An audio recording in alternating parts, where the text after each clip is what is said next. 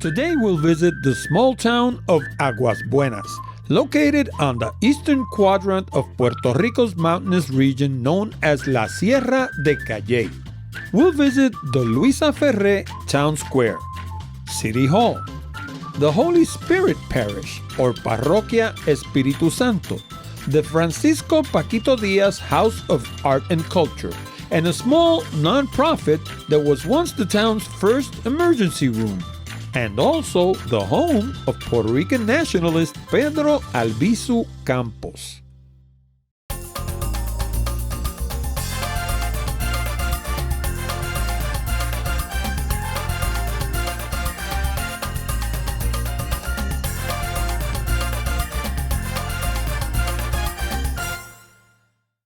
In the first 4 videos of this series, I took you by the hand at the Teodoro Moscoso Bridge and guided you to each destination. But today, I'm going to do things differently. Your final objective are the coordinates on screen. From Isla Verde, take the Teodoro Moscoso Bridge, follow Road 17 until you reach the intersection with Road 18, take 18 going south until the point where it splits, stay on the right-hand side to take road number 1. Continue on number 1 for a couple of miles until you reach the intersection with road 173.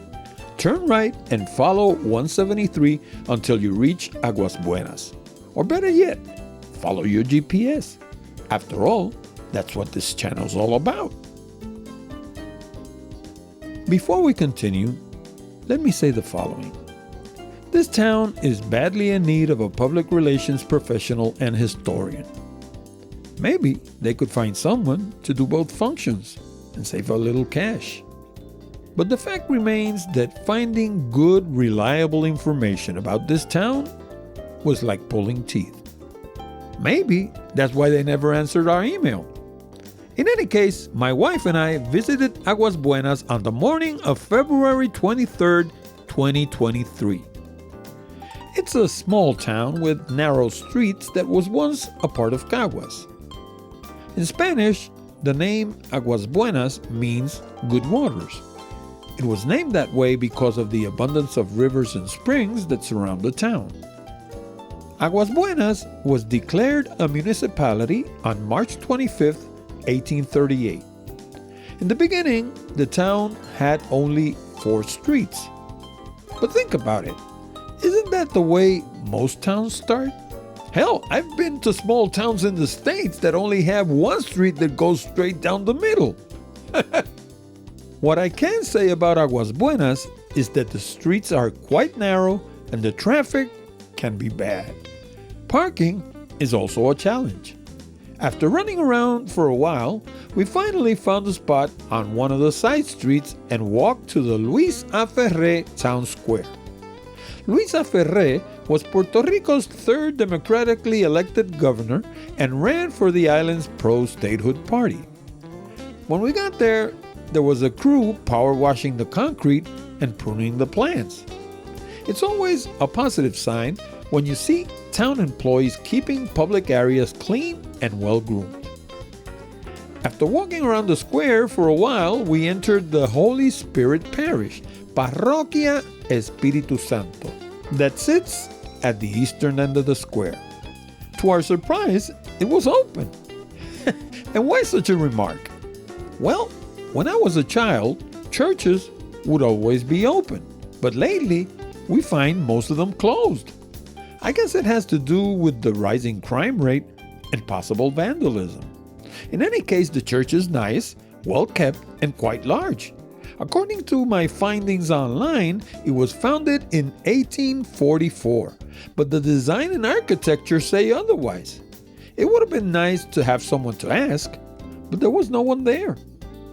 A few steps from the parish, there's a gray building on the north side of the square that houses a credit union and city hall. The structure was quite boxy and totally devoid of any personality, so I hardly think that it dates back to the 1830s. Once again, I had no one to ask, so this is just my opinion. We stopped at City Hall to ask questions, but the attendant couldn't answer any of them. Instead, she sent us across the square to the Francisco Paquito Díaz House of Art and Culture, a small museum established in a beautifully restored wooden building typical of beginning of the 20th century Puerto Rican architecture. The double-hung doors and high-vaulted ceilings were simply gorgeous. The attendant was a little more knowledgeable and very friendly, so we spent a while there reminiscing with their small collection of old artifacts. After leaving the museum, we walked down the side street to a small concrete building painted in pink that has a sign over the door that reads Sala de Emergencia Marzo 20, 1926. In case your Spanish is kind of rusty, that means emergency room, March the 20th, 1926. According to our friend at the museum, this was the first emergency room in Aguas Buenas. It was also the house, at one time, of Puerto Rican nationalist leader Pedro Albizu Campos. Today, it's sort of a goodwill, where people bring all sorts of belongings to help the needy. And yes, the dozens of pictures on the wall are of the Puerto Rican nationalist hero. Finally, we walked several blocks to what used to be the Maximiliano Merced fire station. Granted, it's a historic site built in 1955, included in the National Archive of Historic Places, but now it's simply a dilapidated building which you'd never guess was a fire station if it weren't for the fireman's helmet above the entrance. But hey, don't believe me. See for yourself. From there, we left Aguas Buenas on our way to Guaynabo, the next town north. Getting out of town was about as easy as getting in, with lots of traffic and very narrow streets. Our idea, since we still had part of the day left, was to explore a couple of museums and parks in Guaynabo for our following video. But guess what? When we tried the first one, it was closed too, and with no date for reopening either. So we decided to go home. I'll tell you more about our adventures in Guaynabo on our next video. In the meantime, if you found our information useful, don't forget to subscribe, like our channel, and hit that bell. That way, you'll get notified immediately as our next video comes out. Finally, if you like this video, you'll find ample information on our website. You can also book flights, hotels, and car rentals at great prices on the right-hand column. And yes, they're affiliate links. That means that I make a small commission while you pay exactly the same that you'd pay anywhere else. That way, you get to return the favor without spending an extra dime. See you next time.